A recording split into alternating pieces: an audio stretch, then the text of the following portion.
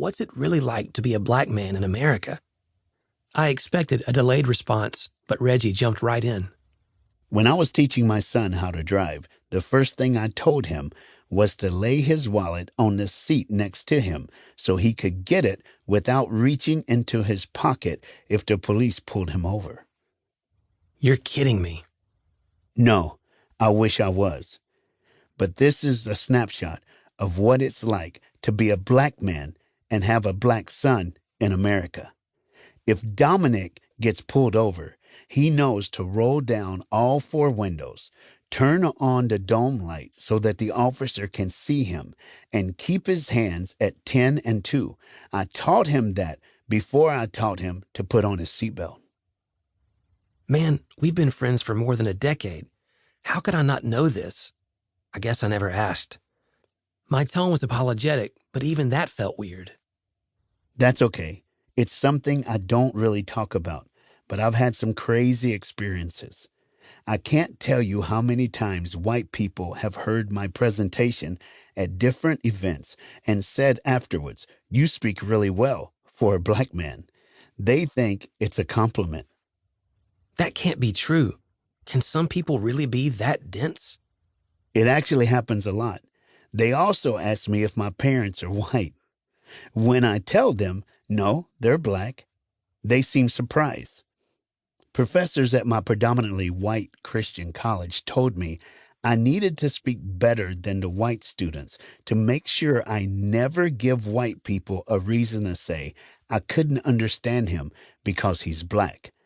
I know white privilege is a touchy subject, but I felt it when white people put me into a category that says he shouldn't be able to speak like that. He shouldn't be able to reach me. This was the first time Reggie had talked about racism with me. Why haven't you spoken out about this stuff? Because I've never wanted everything in my life to be about race, and because I guess I didn't think it would change anything. But now I'm having conversations that help me think otherwise. The other day, one of my college roommates dismissed the issue of racism because he said we were all fine back in college. Me, the black guy, and them, everyone else at school.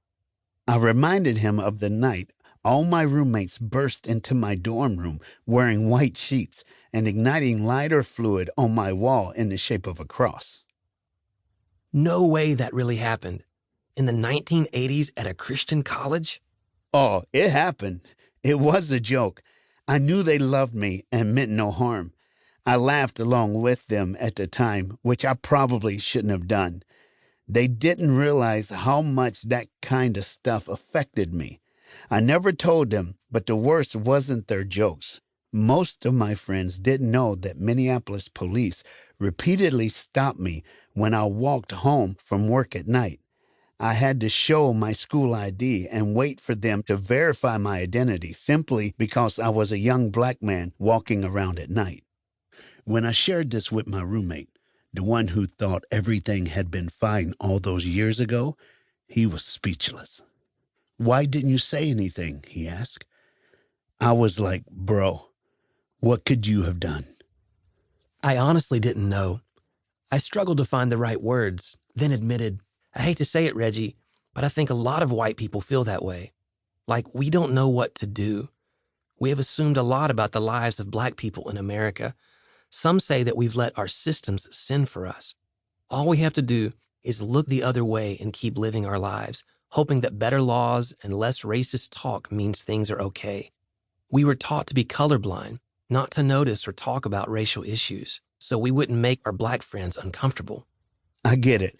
Right or wrong, we've all had our reasons for not talking about racism in the past.